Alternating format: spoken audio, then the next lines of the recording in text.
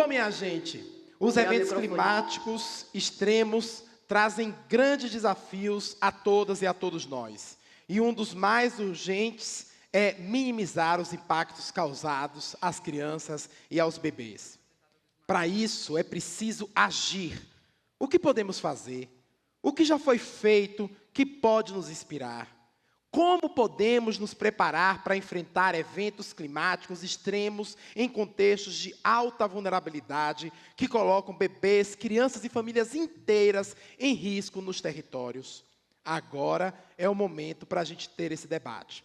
Para ter essa conversa, então, eu convido aqui 2 gestores que estão lidando diretamente com essa temática para apresentar suas experiências de resposta climática em contextos muito diferentes um do outro e explicar como bebês e crianças pequenas devem ser considerados nesses contextos. Então, vou trazer agora ao palco os nossos 2 convidados. Nossa primeira convidada é a secretária de Educação do Governo do Rio Grande do Sul, Raquel Teixeira. Bem-vinda, Raquel. Bem chegada. Bom ter você junto conosco. E junto com ela, bem-vinda, querida, tudo bem? E junto com ela, para estar aqui no palco, eu convido o secretário municipal de Educação da Prefeitura de Teresina, Ismael Silva. Bem-vindo. Olha o Ismael aqui. Bem-vindo. Ismael, que foi citado hoje de manhã pelo prefeito, aí com algumas conquistas também para o próprio município. Bem-vindo. Tudo bom? E para fazer a mediação dessa conversa, eu convido para vir ao palco a representante no Brasil da Fundação Vanlir, Cláudia Vidigal. Bem-vinda. Ei, Cláudia, bem-vinda. Assume aí o palco. Tá contigo a conversa, Cláudia.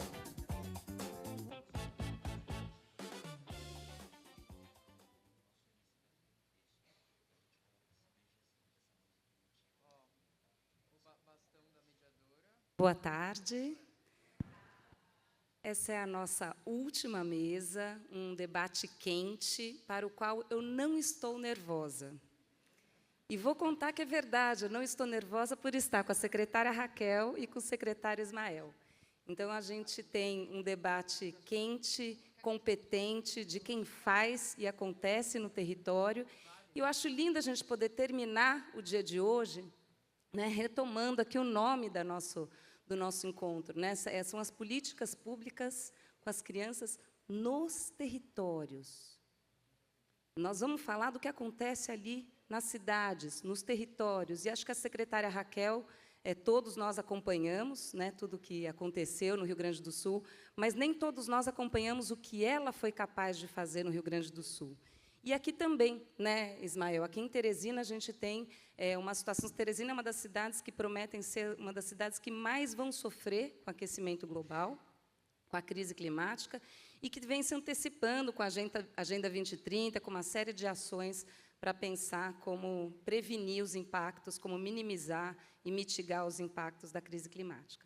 Então, muito feliz em dizer também que a minha participação vai ser muito breve, para a gente não se alongar, e eu vou começar, então, com você, Ismael, podendo trazer um pouco da experiência de Teresina e contar para nós o que foi possível fazer nessa cidade para enfrentar essa crise. Boa tarde. Boa tarde. Permita-me falar de pé. Eu tenho aprendido que é uma estratégia para que eu possa cansar primeiro do que quem está aqui acompanhando, né? Mas eu queria cumprimentar a você, Cláudia, agradecer por escolher a cidade de Teresina. Espero que você esteja se sentindo em casa aqui na nossa cidade. A secretária também, um prazer conhecê-la, professora Raquel, e da nossa felicidade de trazer essa temática tão importante para o centro desse debate, né? Então, aqui, cumprimentar a todos os presentes, sejam aqui do nosso estado, ou de outros estados, ou de outros países, sejam todos bem-vindos, todas bem-vindas à capital mais amorosa e mais calorosa do nosso país, tá? Que é a cidade de Teresina. E, em nome da Lei Brasileira de Inclusão, permita-me, é um ato que eu sempre faço, fazer a minha autodescrição. Sou um homem negro, estou fazendo uso de um terno azul bem marinho, bem fechado mesmo, fazendo uso de uma camisa social de manga longas e botões na cor roxa ou lilás, estou calçado com sapatos pretos e faço uso de óculos de grau. Sou um homem negro com 1,71 m de altura. Dito isso, também cumprimentar quem está acompanhando a transmissão desse momento.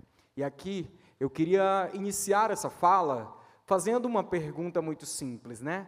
Quem aqui, por exemplo, que está nesse espaço, ou que está acompanhando ao vivo aí a transmissão, já pôde sentir a sensação do calor de Teresina durante o BR-OBRO? Aí talvez todo mundo vai se olhar assim, alguns, e dizer assim, o que é BR-OBRO? Daqui a pouco eu explico para vocês e vocês vão compreender o que é o BR-OBRO. Vocês vieram para Teresina no período menos quente do ano, então nós estamos, na verdade, num momento muito tranquilo, né, maravilhoso. Quem reclamar do calor aqui vai ter que voltar no BR-OBRO, que eu explico daqui a pouco. Mas estou nessa missão na condição de secretário municipal da Educação da cidade de Teresina e aqui cumprimentar especialmente a toda a minha equipe técnica da SEMEC que está aqui presente também, né? Está aqui o nosso time do ensino, a equipe toda participando desse momento.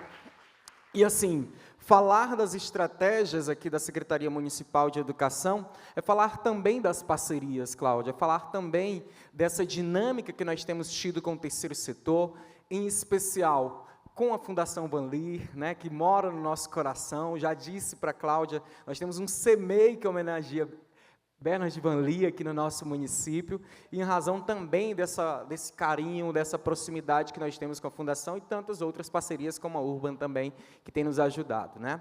Eu sou advogado, sou professor universitário, estou à frente da Secretaria Municipal de Educação desde o ano passado, juntamente com um time maravilhoso aqui na cidade de Teresina, e nós temos tido um trabalho, uma dificuldade, e aqui também agradecer a experiência que nós tivemos na jornada, né, na formação que nós tivemos de programa de liderança executiva na Universidade de Harvard no ano passado, e que agora nós estamos podendo colocar em prática boa parte das ações daquilo que a gente discutiu, daquilo que a gente pôde tratar nas discussões, ouvindo outras pessoas, ouvindo outros líderes também, para que a gente pudesse implementar na cidade de Teresina. Carinhosamente ou não, aqui na cidade de Teresina, eu sou conhecido como o senhorzinho das plantas por meio das gestoras das unidades, porque eu chego na escola e pergunto, por que não tem planta aqui? Né? Nós temos um hábito, quem é daqui, do emparedamento, de encimentar, de concreto, e isso complica ainda mais a situação em relação ao clima na nossa cidade. Então, queria poder mostrar um pouquinho dessa realidade, dos dados da nossa educação no município de Teresina. Nós temos hoje 325 escolas na nossa rede.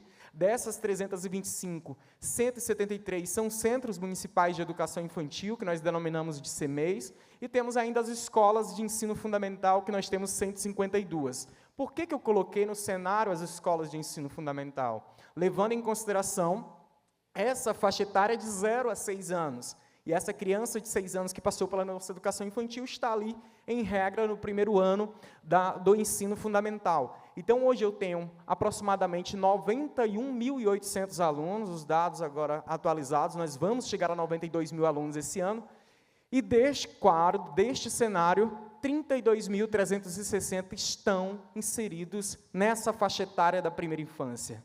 Percebam a importância, percebam a responsabilidade da gestão pública em fazer um trabalho com 1/3 das crianças e dos estudantes matriculados na nossa rede. Então, essas iniciativas, e aqui ouvindo o João do Clima, que ele diz assim, olha, fiz um movimento lá na minha rua, mas esse movimento não passa em branco, ele inspira outras pessoas. Então, fiz um movimento em um CEMEI, esse movimento vai inspirar e, naturalmente, vai chamar a atenção de outros aqui também.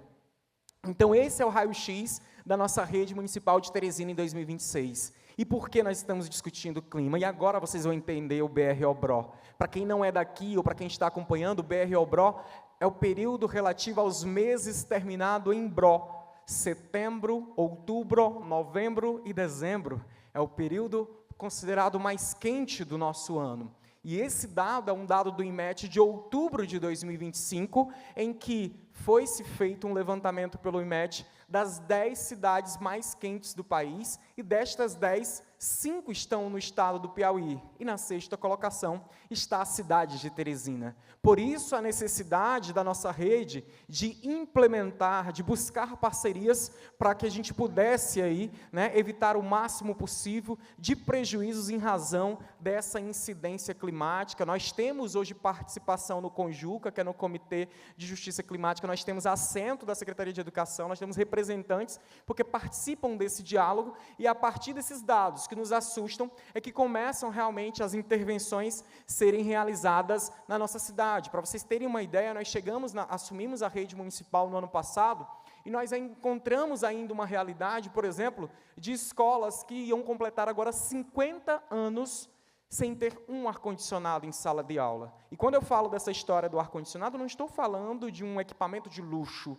mas de saúde pública mesmo, uma questão de necessidade. E nós estamos nesse desafio de estruturar as nossas unidades de ensino para que a gente possa dar as melhores garantias. Então, a partir dessa realidade, nós trouxemos aqui hoje para esse cenário, para essa discussão, algumas experiências que foram realizadas no município de Teresina, Cláudia e secretária Raquel, que diz respeito a ser uma resposta a essa questão climática, Por isso que nós colocamos, o futuro começa no colo, Começa no agora, começa no presente. Eu estou falando para a área da educação, mas se porventura vocês fizerem uma rápida pesquisa, um rápido Google aí, vocês vão encontrar pesquisas da nossa cidade, por meio da Agenda 2030, já financiada pela ONU, que fala, por exemplo, do impacto de calor em mulheres grávidas no nosso município, E essa preocupação que nós temos que ter, que nós estamos falando da mulher grávida, mas estamos falando da primeiríssima infância, de crianças como um sujeito de direitos que está ali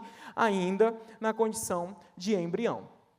Então, nós temos experiências muito simples, implementadas na nossa rede municipal, e que vieram com essa alternativa de tentar minimizar os efeitos realmente do calor intenso na nossa cidade. É natural, e pesquisas científicas atestam isso, que as crianças, elas sofrem o maior impacto, elas são esses agentes da linha de frente, realmente, os grupos mais vulneráveis em relação aos impactos do calor. Então, iniciamos e temos ainda em funcionamento em vários CMEs nossos, e estamos buscando essa implementação dos chuveiródromos, que são esses espaços de lazer, para que as crianças possam, por exemplo, em determinados momentos, a unidade de ensino faz essa programação dentro do funcionamento, para que as crianças possam aí aproveitar esses espaços. Aqui é um CMEI nosso, na verdade está como CMEI Francisco de Assis, eu até enviei a correção, mas tudo bem, é o CMEI Júlio Romão, que inclusive foi visitado ontem pelo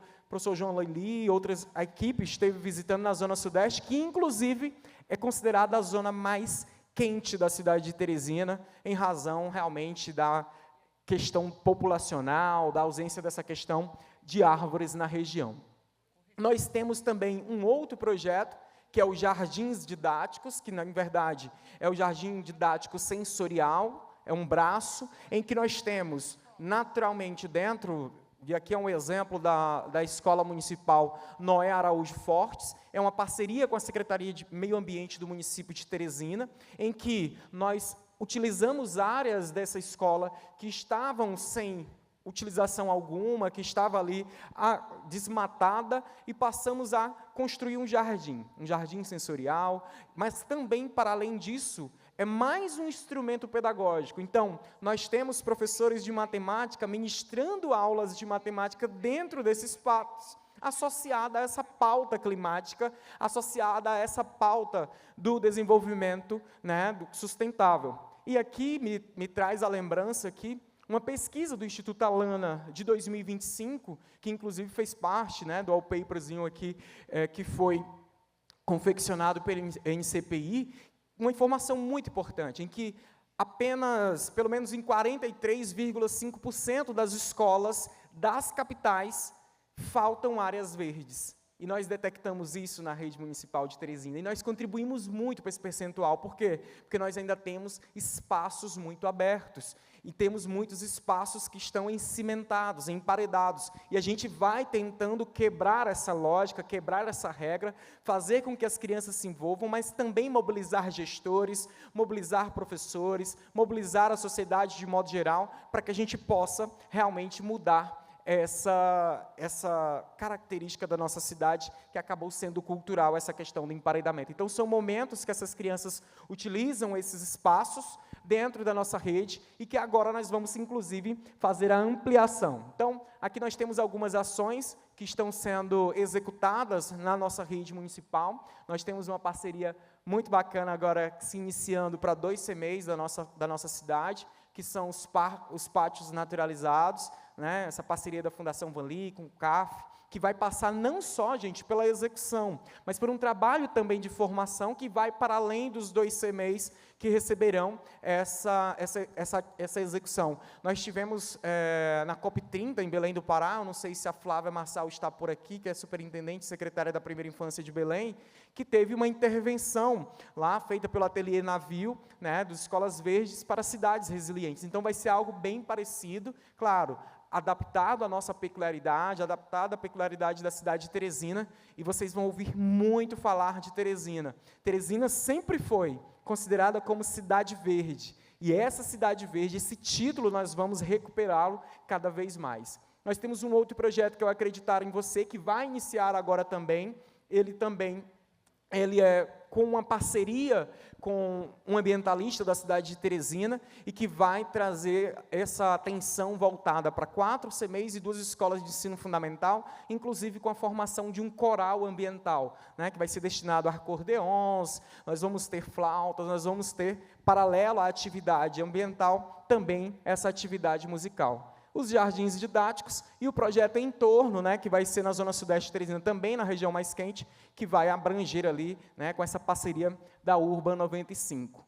Uma frase que a gente tem colocado muito aqui em voga, mesmo se eu soubesse que amanhã o mundo se partiria em pedaços, eu ainda plantaria a minha macieira. Então, parafraseando Martinho Lutero, embora exista muitas discussões sobre, de fato, se é de autoria de Martinho ou não, essa tem que ser a nossa realidade. Se não plantamos macieira, pois que plantemos aqui os jacarandás. Se não plantemos macieira no nosso estado do Piauí, na nossa cidade, que plantemos o ipê. Enfim, que nós possamos olhar para nossas comunidades, para as nossas regiões e trazer essa alternativa, né, de cada um trazer aí a sua colaboração. E para encerrar, ficam 2 lições, né? 2 lições muito importantes. Mais importante do que ensinar sobre o clima é mudar o clima onde essas crianças estão inseridas. E a gente chega a uma conclusão e a uma segunda lição que, a partir do momento que eu cuido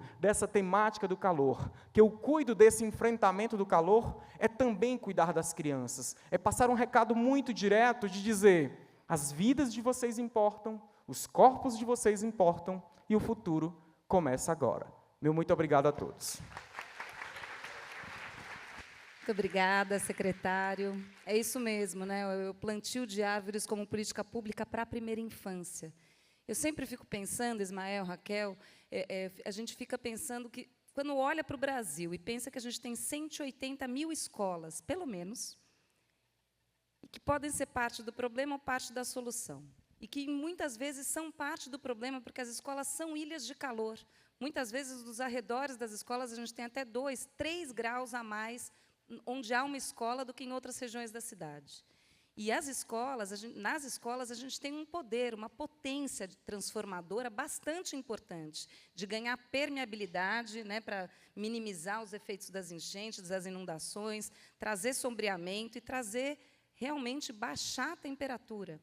Quando o João do Clima conta que as crianças são as maiores impactadas, é porque, de fato, né, elas têm um mecanismo regulatório diferente do nosso. As crianças pequenininhas ainda não aprenderam a transpirar como nós. Portanto, o calor exagerado, o calor altíssimo para ela, acima do valor da temperatura do corpo dela, é como uma febre. É como se a criança estivesse doente naquele momento. Ela não consegue transpirar e se autorregular como nós. Daí a importância de pensar ar-condicionado como uma política de saúde pública. Mas é interessante, né, secretário, se a gente conseguir pensar nas etapas anteriores, o que a gente poderia ter feito antes. Essa é sempre a pergunta do gestor público, né? Imagino tanto que a senhora fez essa questão, né, Raquel?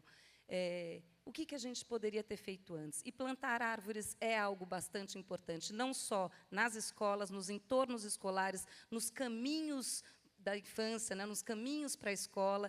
Isso a gente vem fazendo ali na rede Urban 95, mas não só. Acho que o Instituto Alana tem sido uma referência, produzido dados, evidências, e nos apoiando. Raquel também vai falar, né, dos dados da parceria com o Alana, imagino, mas, de fato, a gente entender que nós não estamos falando de um luxo.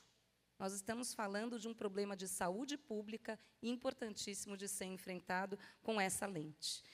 Bom, com isso, nós falamos, então, do planejamento e do que a gente pode fazer de prevenção, mas a gente também fala de que adaptações a gente pode fazer e a gente fala das respostas emergenciais. Quando acontece? O que é possível a gente se planejar e se organizar para uma resposta emergencial melhor sucedida, impactando menos a vida das crianças nos casos de enchente, de secas, né, porque a gente sabe a quantidade de crianças que também não pôde frequentar escolas na região amazônica por causa da seca, ao contrário. Né, ondas de calor, que também não permitem a frequência escolar.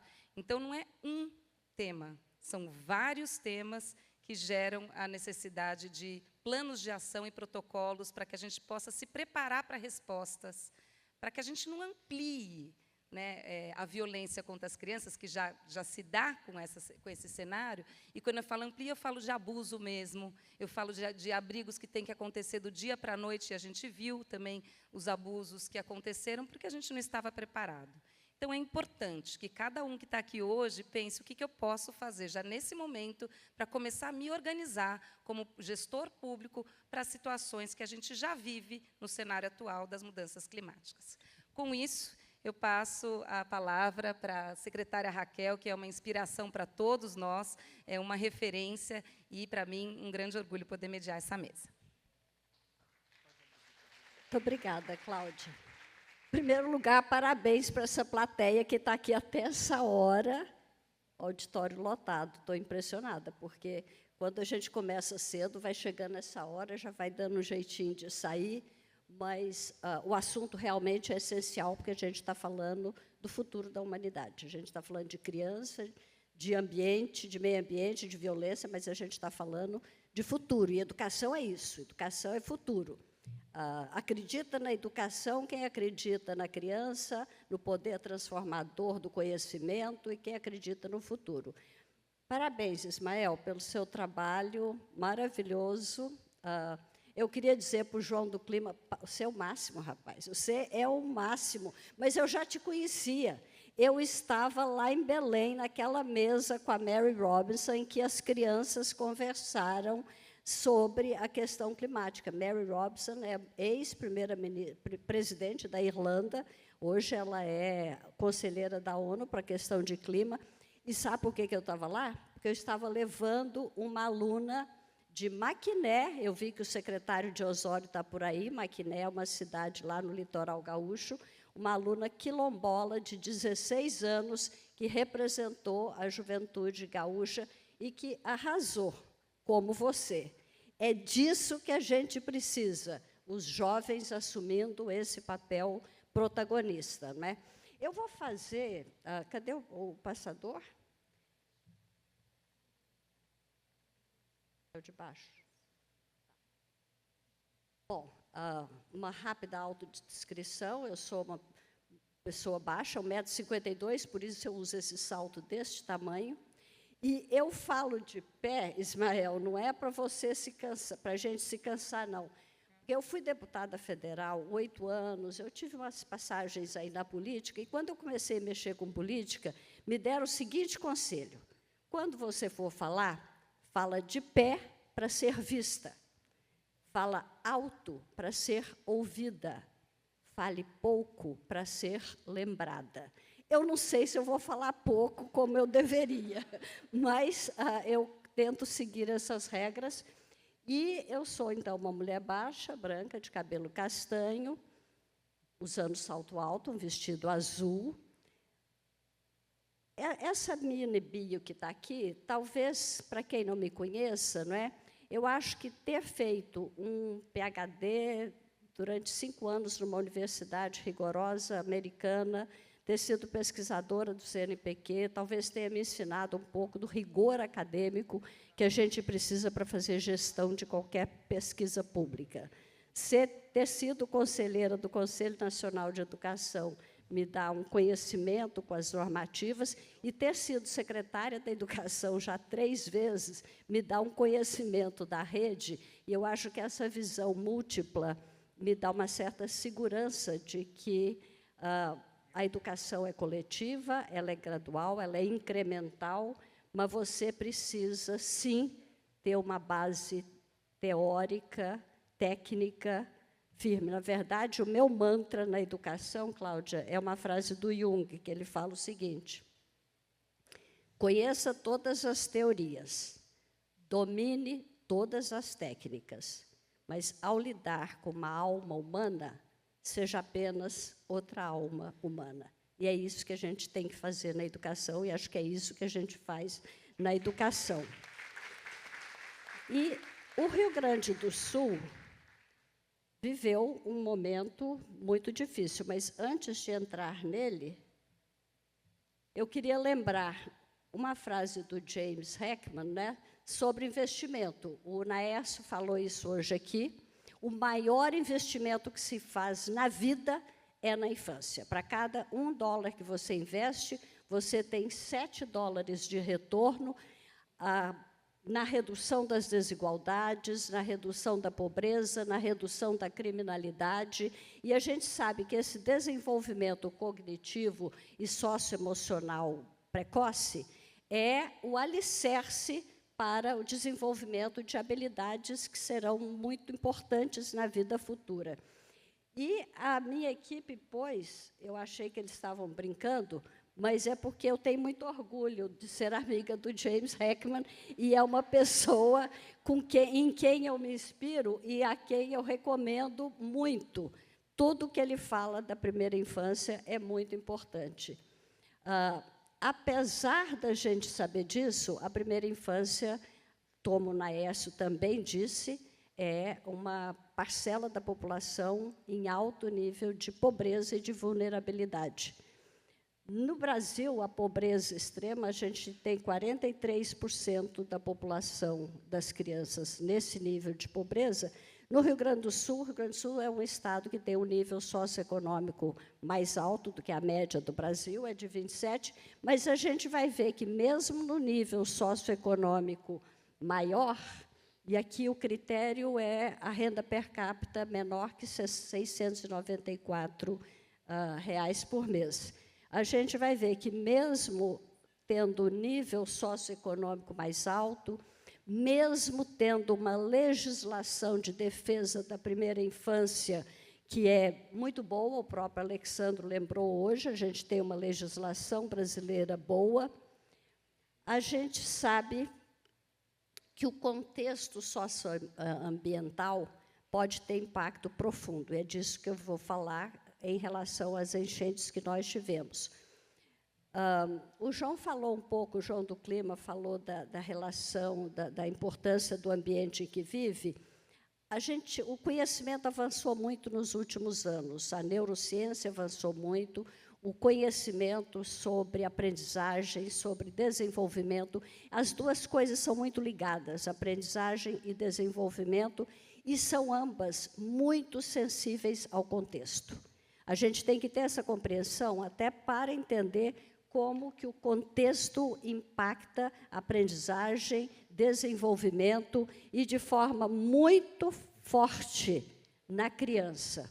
Em 2024, nós vivemos a maior catástrofe climática. O vídeo ali falou em 600 escolas afetadas, foram 813 muito impactadas. Nós tivemos que lidar com um desafio que eu nunca tinha vivido na vida. Eu vou mostrar o que nós fizemos, de onde nós chegamos, mas eu fiz questão de trazer esse dado, porque, mesmo com todas as medidas tomadas, e vocês vão ver que a gente fez várias coisas. Mesmo o nível médio tendo melhorado, como nós recebemos os dados a semana passada, avançamos 6% na proficiência do ensino médio, reduzimos a reprovação, reduzimos o abandono, os dados são positivos. Na alfabetização foi um fracasso, foi um fiasco. De 23 para 24, o Rio Grande do Sul teve a maior queda de alfabetização do Brasil. E aqui eu estou falando da rede pública, eu não estou falando da rede estadual, até porque a alfabetização tem até mais redes municipais, mas a gente tem um trabalho colaborativo conjunto. E nós precisamos entender por que a catástrofe afetou mais as crianças menores do que das outras idades. Um raciocínio muito rápido que a gente faz é o seguinte: em 2024, a criança examinada tinha 8 anos. Essa criança, em 2020, tinha 4 anos. Quando ela ia para a escola, teve a Covid. Ela ficou um ano trancada. Com 5 anos, segundo ano da Covid, ela também ficou trancada. Então, a criança que fez prova em 2024 ficou 2020, 2021, 4 anos, 5 anos. Ela foi para a escola com 6 a primeira vez, depois de 2 anos trancada em casa, para tentar aprender o que é escola, o que é convivência social. E ela voltou para a escola em 2026, quando, em 23, voltou para a escola em 24, em maio, nós tivemos a enchente. A escola ficou fechada, algumas até setembro. E aí, quando ela voltou em setembro, a avaliação feita foi em outubro. Quer dizer, não tem como você imaginar que uma criança que passou por tudo isso ia se sair bem na escola, não é? A gente tem um programa muito importante com os municípios, que se chama Alfabetiza Tchê, em que os 497 municípios gaúchos aderiram, são parceiros.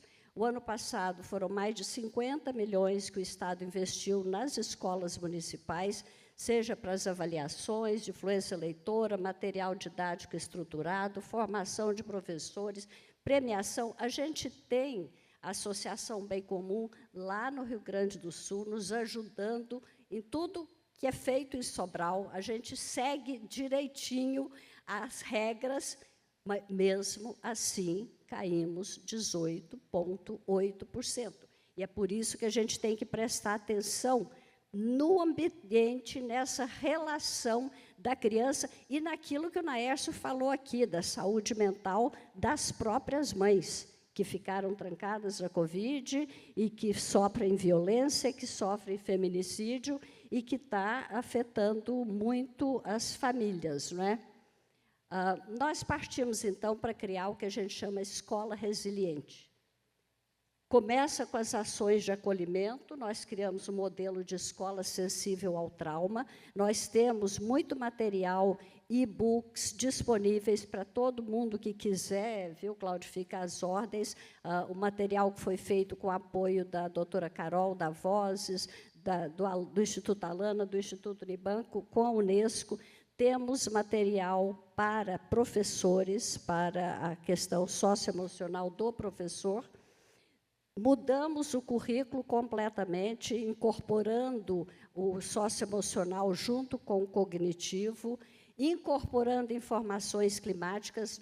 A questão ambiental tem que ser feita como com as coleta seletiva, hortas, o que for, mas a gente tem que incluir informação científica nos currículos, adaptado aos níveis. No Rio Grande do Sul, por exemplo, toda criança tem que saber o que é um deslizamento, o que é uma correnteza, o que é uma enchente, o que é o granizo, e cada estado, cada região tem que ver quais as suas características para incluir no currículo essas informações específicas, porque o que gera desastre, primeiro, é não saber o que fazer. E segundo, é a vulnerabilidade, gente. Evento climático sempre existiu no mundo. O evento climático vira desastre quando ele encontra a vulnerabilidade. Então, evitar, mitigar desastres climáticos é cuidar da vulnerabilidade das pessoas, da vulnerabilidade dos locais, da vulnerabilidade dos ambientes em geral. A gente hoje tem definido né, tipo de impacto que tem nas escolas. A gente tem definido blocos de intervenção pedagógica para crianças que ficaram 7 dias sem aula, 8 dias, 40 dias, 52. Esse é o desafio do evento climático, que afeta cada parte de um jeito diferente. Cada região é uma realidade, cada cidade é uma realidade. E a gente tem que trabalhar com essas especificidades.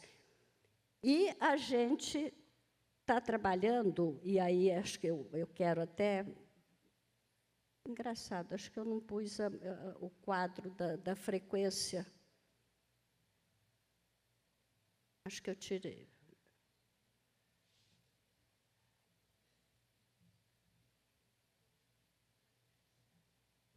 Ué, onde é, que está? Não está mexendo aqui, está mexendo ali, não está mexendo aqui. Hã? Tá. Tá.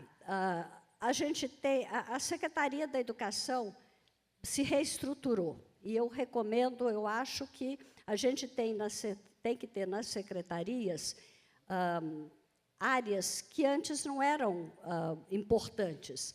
Uma das coisas mais importantes que eu criei foi um centro de educação baseado em evidência. A gente só trabalha com dados, com evidências, com avaliação de impacto.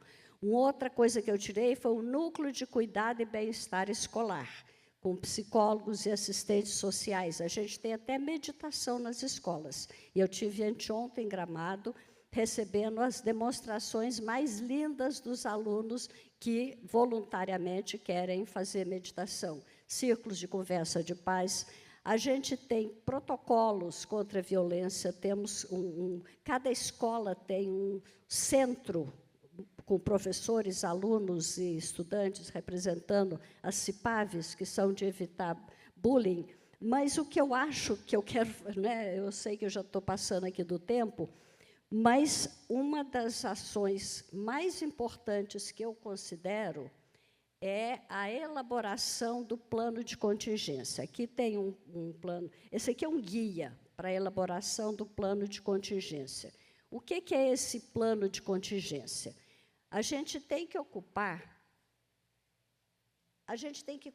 espaço, não há espaço gratuito. Por exemplo, no Rio Grande do Sul, a Secretaria da Educação nem era parte do Conselho da Defesa Civil. Eu me joguei de cabeça nisso. Hoje, a Secretaria da Educação é membro titular da Defesa Civil. Hoje, há uma lei que nós aprovamos, não é? E que as escolas têm que falar com prevenção e redução de riscos de desastres. O artigo 31 estabelece que todas as escolas devem possuir um plano de contingência. Por quê? Você pega uma rede estadual como é a do Rio Grande do Sul, 2.340 escolas espalhadas em 497 municípios, quase 800 mil alunos. Não dá para esperar que, a cada momento, a orientação parta do órgão central. A gente tem que empoderar as escolas, para que a escola saiba o que fazer. Nós fizemos uma escuta das comunidades escolares, depois, com o apoio do Banco Mundial, fizemos uma avaliação do nível de exposição das unidades escolares. Selecionamos, num primeiro momento, 730 escolas, que nós afunilamos para 87. Temos aqui todas as etapas, né? Qual é a estratégia estadual para lidar com a escola resiliente. Antes de trabalhar com a elaboração do plano, todos os diretores fizeram um curso de 40 horas presencial com a Semadem Educação, que é o órgão nacional, federal, que cuida da questão climática. E o plano de contingência, quem quiser, eu recomendo, aqui, se você olhar, colocar o celular no QR Code, você baixa o plano de contingência. E ele é importante porque ele tem, etapa por etapa, o que a escola deve fazer antes da emergência, o que a escola deve fazer durante a emergência climática e o que a escola deve fazer após a emergência. Por que é importante? Você tem uma escola que tem uma infiltração. Para elaborar o plano de contingência, você tem que montar um comitê. O comitê tem que ver quais são os pontos vulneráveis da escola e, preventivamente, tentar resolver. Às vezes, ao consertar uma infiltração, você já minimiza o efeito quando vier um desastre, quando vier uma chuva forte, uma tempestade. Você tem que conhecer as vulnerabilidades da escola, mas também os pontos seguros, fazer plano de evacuação. E o que está acontecendo hoje? Nós temos 87 escolas piloto trabalhando diretamente com a Unesco. E o que nós estamos observando? Um sentimento de pertencimento, de corresponsabilização muito grande. E é isso que tem que acontecer. Quando você empodera a escola para que ela saiba o que fazer antes, durante e depois, isso gera tranquilidade, porque o que gera ansiedade é não saber o que fazer. E o que gera mais revolta até é a sensação de injustiça. Existe uma coisa que a gente tem que entender que se chama luto climático. Ansiedade climática já é um termo usado comumente na área. Luto climático é o que Jane Goodall descreve em relação aos Inuits, lá da Groenlândia, quando eles choravam ao ver aqueles blocos de gelo desgrudar e se desmanchar no mar, porque o luto climático é uma coisa muito impactante quando você vê parte da sua vida, aquilo que é seu, o seu ambiente, a sua vida, se desfazer. E aí, a gente, quando eu vejo, acho que tem gente de Eldorado aqui, eu comecei a entender o luto climático, professora, quando uma professora de Eldorado me disse o seguinte: secretária, tudo de dinheiro que eu ganhei na minha vida foi para comprar aquela casa. A água levou a casa, levou os móveis, levou o carro, levou os álbuns de fotografia. Eu não tenho foto dos meus pais, eu não tenho foto dos meus filhos criança. Eu não perdi uma casa, secretária. Eu perdi a minha vida. E esse é o luto climático. Você perdeu a vida. E isso é o que os eventos climáticos extremos causam nas pessoas. Então, quando você tem queda de alfabetização, porque o impacto é na aprendizagem, no equilíbrio emocional e na saúde mental. Então, quando a gente lida direto com um desastre climático muito grande, a gente tem que estar preparada para a gestão da situação, para a questão mental, apoio psicológico, mas tudo isso eu queria dizer que é a recomendação que a gente tem que fazer é que cada professor, cada ativista, cada gestor tente entender a realidade do seu local e prepare as escolas, porque as escolas podem e devem ser centro divulgador, difusor de conhecimento, de inspiração e de tranquilidade. Eu peço desculpas pelo tempo que eu excedi, agradeço muito a oportunidade, mas eu não posso deixar de chamar a atenção. O que nós vivemos no Rio Grande do Sul, eu realmente não desejo para ninguém, e eu acho que as medidas têm que ser preventivas. Obrigada. Desculpa.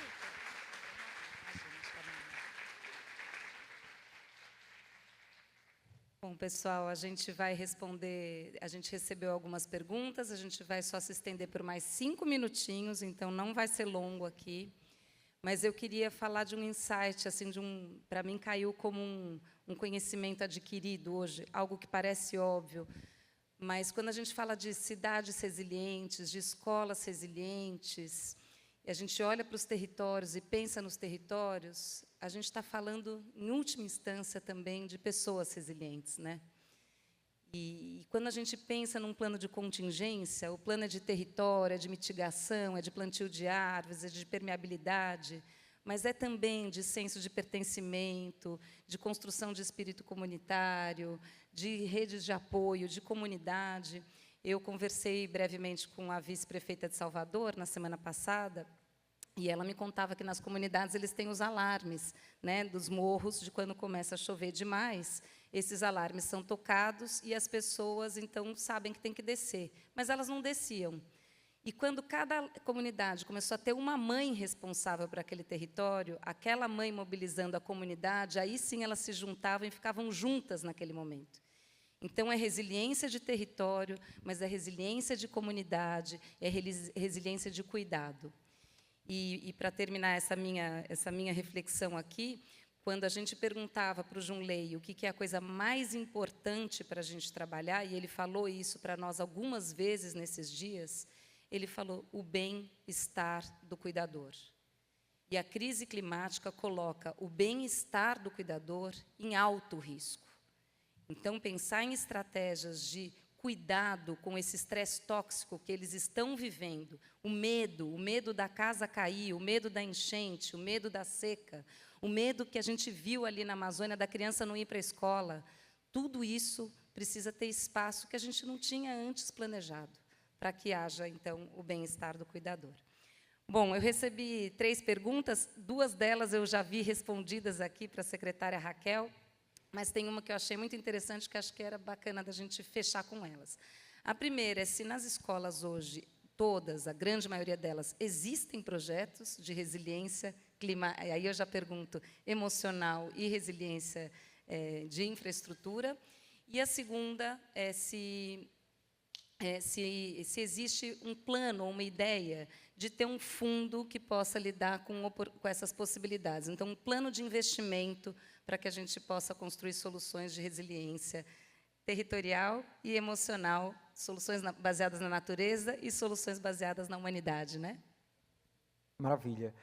Esse questionamento ele é muito importante, e aqui eu lembro de uma reunião que eu participava junto com Cláudia, e Cláudia disse assim, Ismael, eu sei que você tem um pavor do termo piloto, e eu de fato tenho, na verdade, né? Porque fica muito remetido, eu fiz um piloto, mas não expandi, então preciso pensar realmente em larga escala em projetos dessa natureza. Então, nós até teríamos colocado aqui num outro slide, eu acho que essa mobilização lá na ponta, com as escolas, com os gestores, com a comunidade escolar, ela precisa ser provocada, e ela começa, e aí essa provocação tem que se iniciar dentro da secretaria.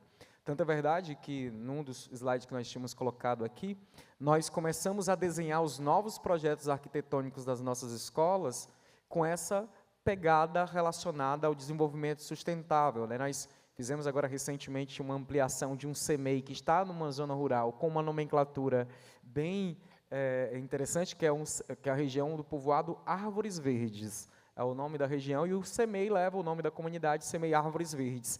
E quando a gente chega na estrutura, no prédio, e você diz assim, está faltando alguma coisa. Está faltando o quê? Está faltando árvores verdes, né? Então, vamos providenciar isso. Então, teve toda essa preocupação. Então, hoje a Secretaria inicia esse processo com esse diálogo, a partir do momento, principalmente, que a Secretaria passou a ocupar um espaço, como no Rio Grande do Sul, dentro da Defesa Civil, nós, aqui dentro do Fórum de Justiça Climática, dentro da Comissão, realmente, de Justiça Climática, liderada pela Agenda 2030, pelo Leonardo, pela Elisa, por toda a equipe da SEMAI, e que agora a Secretaria passa a adotar esse planejamento dentro dos seus projetos e fazer esse trabalho, né, de replicar dentro das unidades, porque a partir do momento que a gente executa essa atividade dentro da escola, outras escolas passam a ter esse olhar.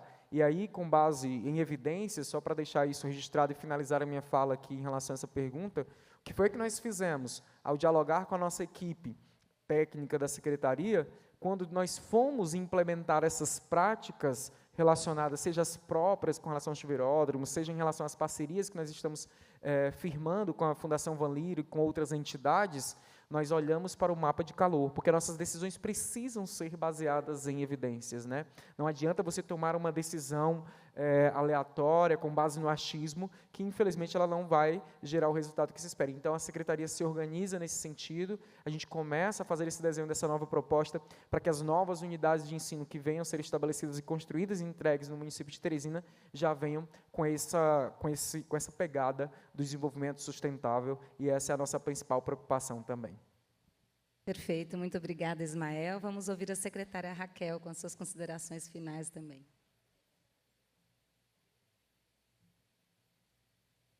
A questão do fundo é muito importante. Se você pegar, por exemplo, o orçamento do Ministério da Educação, tem lá a rubrica Educação Ambiental, mas não tem nem um tostão alocado. É em branco. Tem só a rubrica, não tem dinheiro. Então, a gente precisa realmente ter um fundo alocado na educação, não só na saúde, no meio ambiente. Precisa ter um fundo para a educação. Um exemplo simples, a gente nunca deixou de ter eventos climáticos de 2023 para cá, com muita frequência. Esse mês, por exemplo, foi em Cruz Alta, em Porto Alegre. O mês passado, em fevereiro, foi em Palmeiras das Missões. De 13 escolas, 12 foram afetadas. A gente tem um fundo, tem, inclusive, um repasse de dinheiro que chama Agiliza, para agilizar. Na mesma hora, 12 escolas foram afetadas, secretária. A gente já tem o BI, o diretor registra, a gente já passa, foram 960 mil para esse primeiro atendimento. Se você não tiver mecanismos ágeis financeiros, a crise cresce. Então, precisa ter. A gente tem um fundo lá no Rio Grande do Sul, criamos, mas isso tem que ser uma luta, Cláudia, de todo mundo que está aqui. Temos que criar um fundo ambiental para a educação, porque a educação, a escola também tem que ser vista como esse espaço multiplicador de conhecimento, de práticas, de comportamentos, de atitudes. É na escola que se muda a forma de comportamento, é na criança que você cria comportamentos novos. Então, a sociedade tem que entender o papel central, essencial da escola como difusora de conhecimentos ambientais. Muito obrigada, secretária Raquel. Acho que com essa fala da secretária Raquel nós encerraremos a mesa, então, a última mesa do dia de hoje. Com muito agradecimento a cada um de vocês que ficou aqui com esse olhar atento. Não vejo um monte de cabecinhas para baixo, todos participando. Muito obrigada. E com muito agradecimento e admiração a esses dois gestores públicos. Uma salva de palmas para os nossos palestrantes. Muito obrigada.